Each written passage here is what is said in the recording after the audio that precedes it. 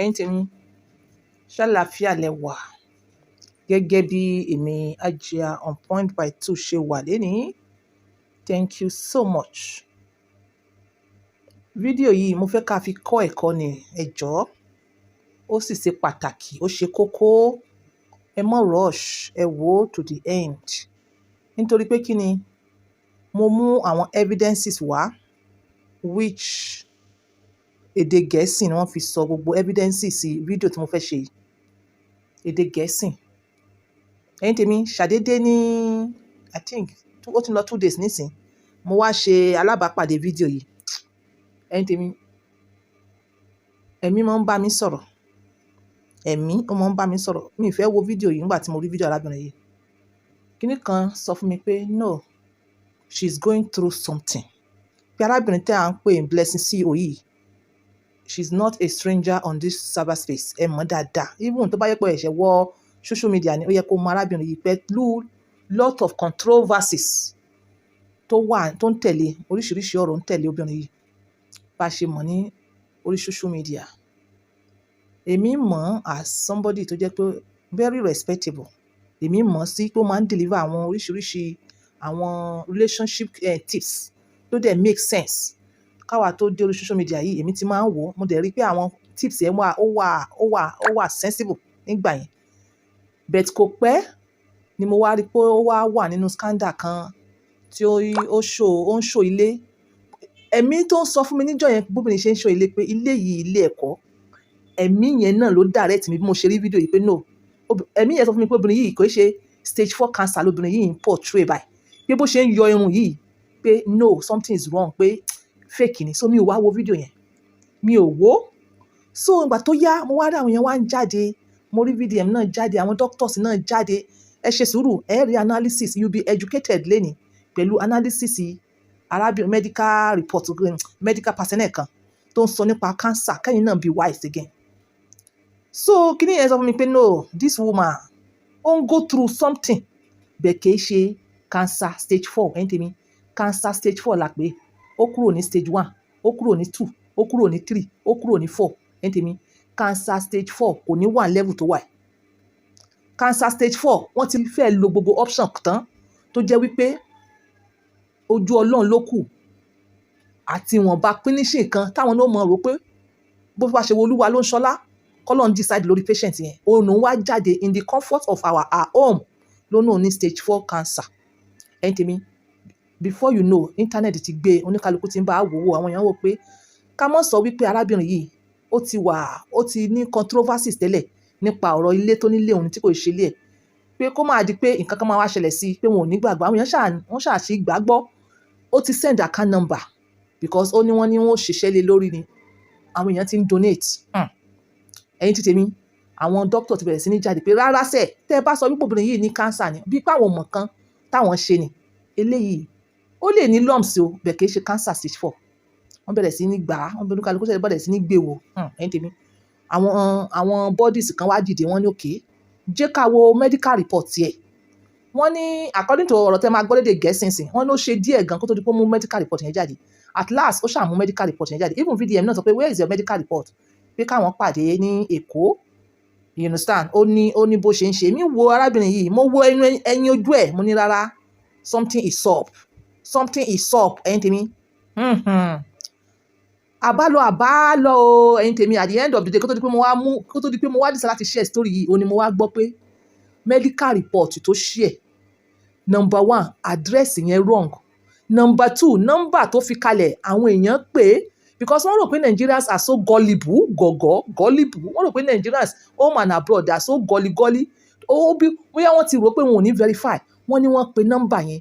Wọ́n ní èèyàn tó pe number yẹn gan Hausa ló ń sọ. Ó wà shock pé this is a private number. Wọn ò tiẹ̀ mọ̀ kankan nípa medical, talk less of cancer.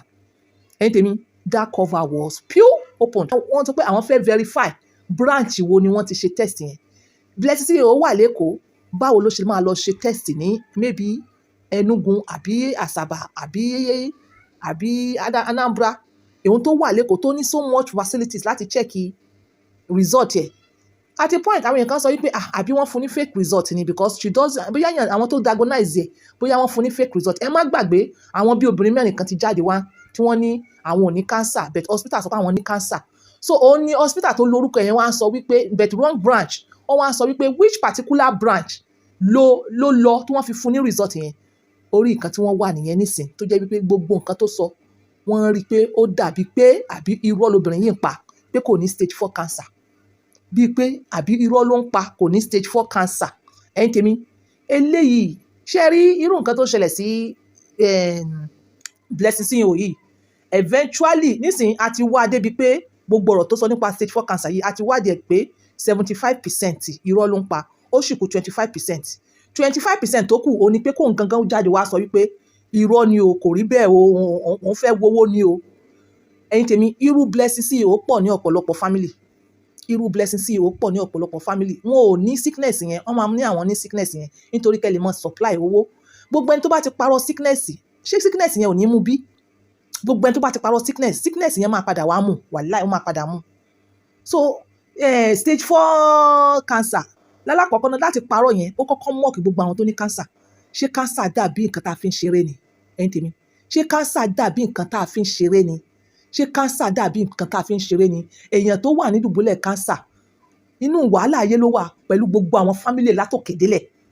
Ònìyàn kan wà sọ wípé òun ní stage 4 cancer. Tí wọ́n bá ní wọ́n ní cancer, tí wọ́n bá fún ẹni report pé ó ní cancer, wọ́n ti ìgbàgbọ́ lọ check bí 3 or 4 hospitals kọ́ ló ń jẹ́ kó ní oore ọ̀fẹ́ owó yẹn lọ́wọ́ láti wá mọ̀ pé yes kó tó wá jókòó pé yes lóòótọ́ ló ní cancer. Ìwọ gan wàá ti máa rí symptoms yẹn.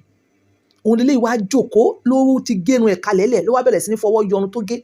Like seriously, báwo lobìnrin yìí ṣe máa tún so low second or third time?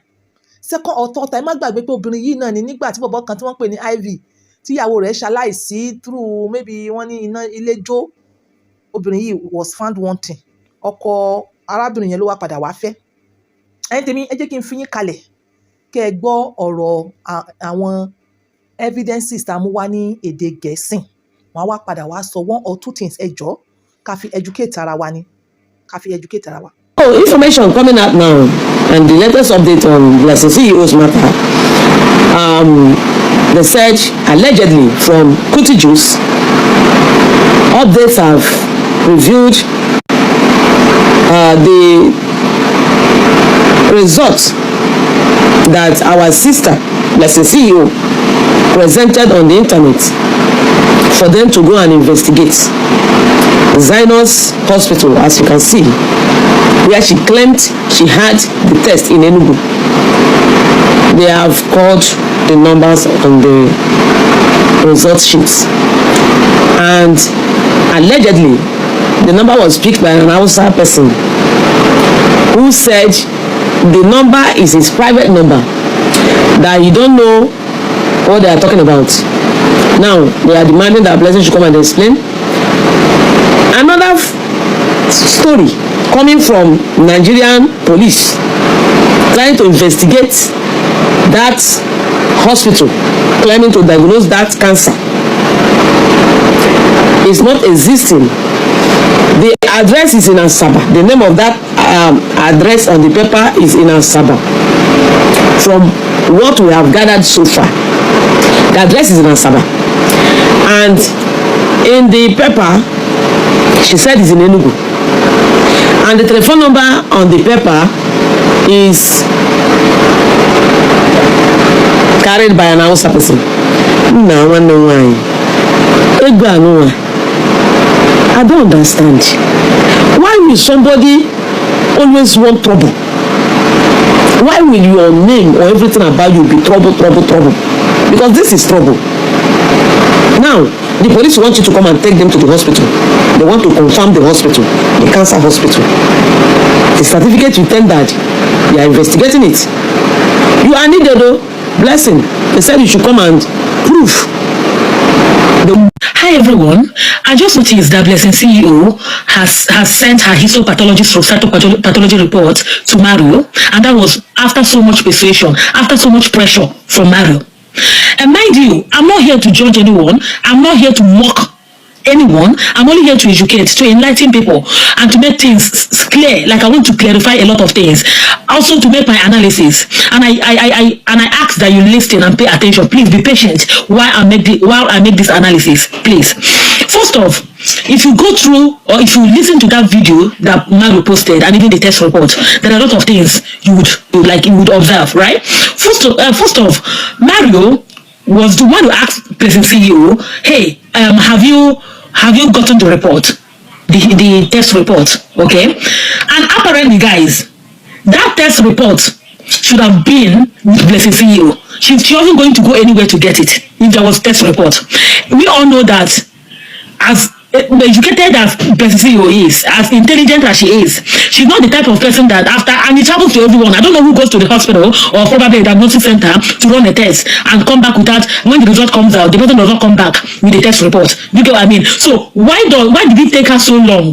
Where was she going to get that report from? Shouldn't she have it with her? Either by hard copy or e-copy. Where was she going to get it? I don't know if you're getting it, right? That is number one, guys. And then number two, I'm yet to come to the explanation of the thingy, of the histopathology through statopathology report. I'm yet to come there, right? I'm just taking it gradually. Then the another thing I want to mention here is based on, because Mario, according to him, was documenting everything that the CCO was telling him. So I believe that he wouldn't skip a part. He wouldn't make any mistake. He would be so accurate, right? From what he said that Blessing CEO told him, that the symptom that she was having, please, I want to just fast forward it because of time, that the symptom she was having started last year, July, right? And she went to the hospital, right? And the doctor said if you can do it, it's something that they could handle, that if they want to do it now. What exactly are they doing now? What is it that they want to do now, right? And if she's not ready to do it now, she can come back later. I want to know that who the doctor said they will do now. What exactly are they going to do now? Is it because we need something to be said? That is by the way. And when she said she was not ready and she went home, right? From July to January, because according to her, she went back on January, right? From July to January is about how many months, guys? If I'm not mistaken, it should be about, I don't know, you calculate it, right? And you tell me that Blessing CEO was just nonchalant, right? You know, breast lump, let me tell you, in case you don't know, breast lump is something that is so scary to every woman, to everyone, that once a lump is detected, right, you don't hesitate. Like, you're always in a hurry to get something done immediately. You don't go home and relax. Even if it means going to borrow money, let's say the procedure is expensive, which apparently is not, right? It's so scary that you want to do something immediately to get something done immediately. So how could she be that relaxed, waiting from July to January to go back again, for the doctor to have told her that, oh, it's now cancerous, it might be cancerous, right? I have another thing to say here, right? If you watch that video, that Mario's video, Mario said that the doctor told her that they should do something about it now before it metastasizes. That means it hasn't metastasized yet. It is still localized, probably, right? So at what point was it a stage 4? I'm still coming there, right? The doctor did not tell you that it has metastasized. The doctor told you that it has become cancerous. Why? Which is why he was suggesting mastectomy. You call it amputation, fine. Let's go with it, right? So that is by the way, guys. Then coming to that test report, that histopathology for statopathology report, all we could see there are just typical features of Breuer's carcinoma or Breuer's cancer. So it shows that you've got a lump on the left Breuer's, which has shown invasive ductal carcinoma with lobular features. Guys, this is a typical feature of a Breuer's carcinoma, and it also showed us the grade and the scale, saying it's grade 2 and scale 7. You know, typically telling us how those cells, you know, resemble normal cells, right? How they look like normal cells and how fast the cells are growing, how fast the abnormal cells are growing, which is not the typical, you know, feature of an invasive ductal carcinoma. So what we want, Blessing CEO, at what point did the doctor tell you that it was stage 4? That is where I'm concerned. And what type of biopsy did you do?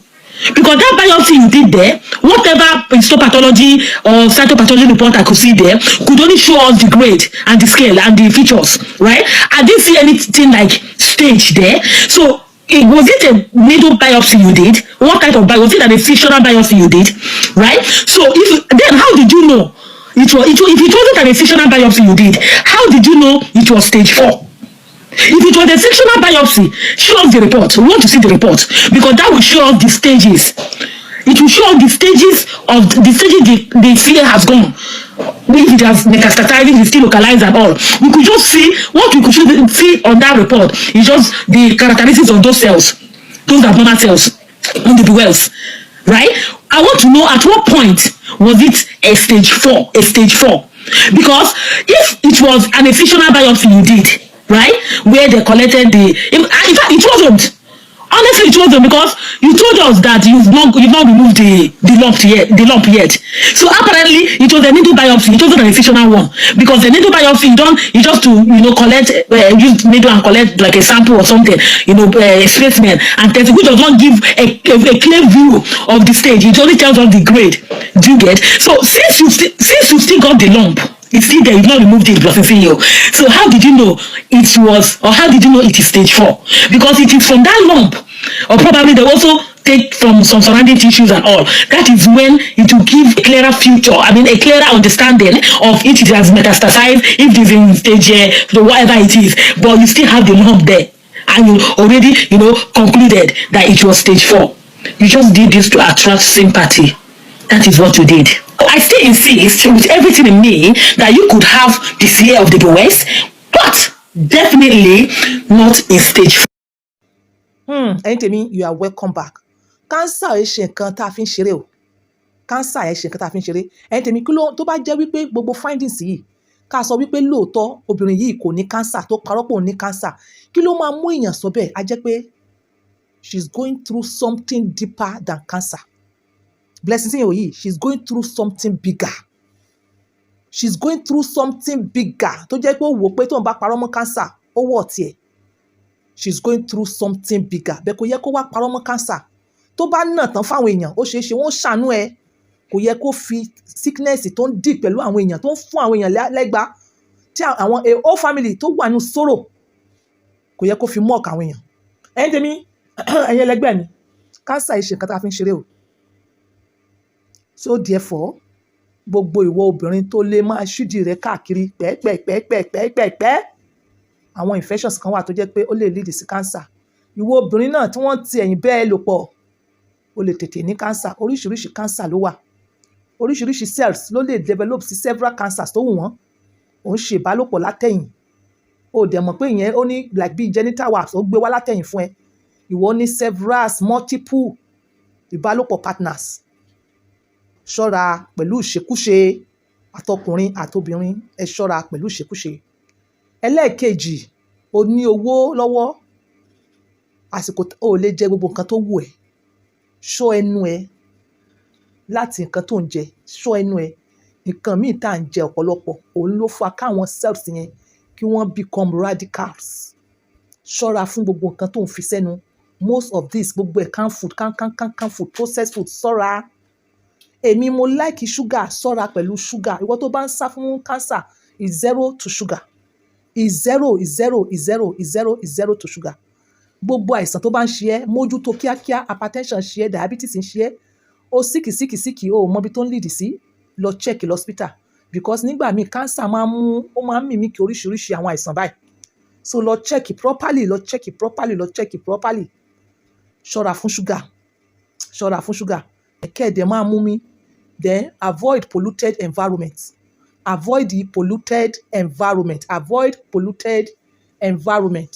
Ẹ̀yin tètè mi, so nínú àwọn diet yín, ẹ lo ìwọ, even tó bá jẹ́ pé ìwọ gan tó jẹ́ pé wọ́n ti sọ fún ẹ pé you should be wary of cancer.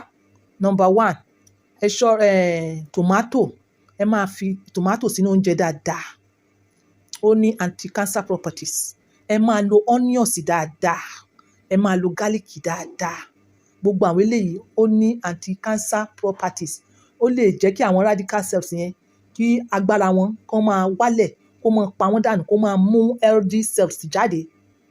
Ṣé ẹ fún him time nǹkan tí mò ń sọ? Okay? Àfikún kí n tó lọ again.